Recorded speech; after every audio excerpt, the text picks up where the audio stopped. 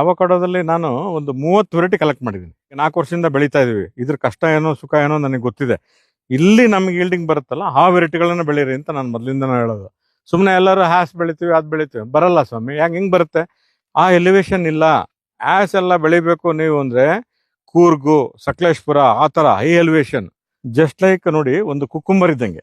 ನೋಡಿ ಎಷ್ಟು ಲೆಂತ್ ಇದೆ, 1 ಫೀಟ್ ಉದ್ದ ಇದೆ. ಇದು ಒಂದು ಕುಕ್ಕುಂಬರ್ ಇದ್ದಂಗೆ ಇರುತ್ತೆ. ಇದರಲ್ಲಿ ಬೀಜ ತುದಿಯಲ್ಲಿ ಇರ್ತದೆ ಸಣ್ಣದು. ಇದು ಪೂರ್ತಿ ಪಲ್ಪೆ. ಇದರಲ್ಲಿ ಏನಂದ್ರೆ ಮೇಲಿಂದ ಕೆಳವರೆಗೂ ಇಲ್ಲಿಂದ ಇಲ್ಲಿ ತನಕನೂ ಪಲ್ಪೆ ಇರುತ್ತೆ. ಕೆಳಗಡೆ ಒಂದು ಸಣ್ಣ ಬೀಜ ಇರುತ್ತೆ ಅಷ್ಟೇನೆ. ಅದು ಬಿಟ್ರೆ ನೋಡಿ, ಅದ್ಭುತವಾದ ಒಂದು ಹೀಲ್ಡಿಂಗ್ ಇರೋಂಥ ಒಂದು ವೆರೈಟಿ ಇದು. ಇದು 034 ಅಂತೇಳಿ. ಇದು ಹೈಯೆಸ್ಟ್ ರೇಟಿಗೆ ಸೇಲ್ ಆಗುತ್ತೆ ವಿಯೆಟ್ನಾಮ್ ಅಲ್ಲಿ. ಅಲ್ಲಿಗೆ ಇದು ನೀವು ಕಿತ್ತಿಟ್ಟ ಮೇಲೆ ಹಣ್ಣು ಆಗಕ್ಕೆ 15 ದಿವಸ ತಗೊಳುತ್ತೆ. 15 ದಿವಸ ಆದ್ಮೇಲೂ ಮತ್ತೆ ಹಣ್ಣಾದ್ಮೇಲೆ ಇನ್ನೊಂದು 15 ದಿವಸ ನಾವು ಇಲ್ಲಿ ಇಡುವಂತ ಒಂದು ವೆರೈಟಿ. ಹಂಗಾಗಿ ರೈತರು ಧೈರ್ಯವಾಗಿ ಈ ವೆರೈಟಿನ ಬೆಳೆಯಿರಿ ಅಂತ ನಾನು ಹೇಳಕ್ ಇಷ್ಟಪಡ್ತೀನಿ.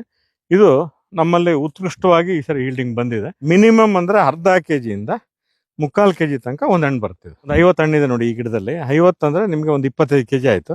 25 ಕೆಜಿ ಇಂಟು 100 ರೂಪಾಯಿ ಅಂದ್ರೆ 2,500 ರೂಪಾಯಿ ಸಿಗುತ್ತೆ. 100 ರೂಪಾಯಿಗೆ ಯಾರು ಕೊಡಲ್ಲ ಇಂಥ ವೆರೈಟಿಗಳು. ಇದೆಲ್ಲ ಇಂಪೋರ್ಟೆಡ್.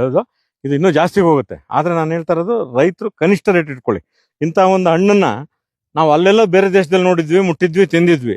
ಇಲ್ಲಿ ಈ ದೇಶದಲ್ಲಿ ಮುಟ್ಟಿ ತಿನ್ನೋದಿದೆಯಲ್ಲ, ನಮ್ಮಷ್ಟು ಅದೃಷ್ಟಶಾಲಿ ಯಾರು ಇಲ್ಲ ಅಂತ ಅನ್ಕೊಂತೀನಿ. ಇನ್ನು ಸ್ವಲ್ಪ ಸಣ್ಣ ಗಿಡ ನೋಡಿ, ಈಲ್ಡಿಂಗ್ ಯಾವ ತರ ಇದೆ, ಶೇಪ್ ಹೆಂಗಿದೆ.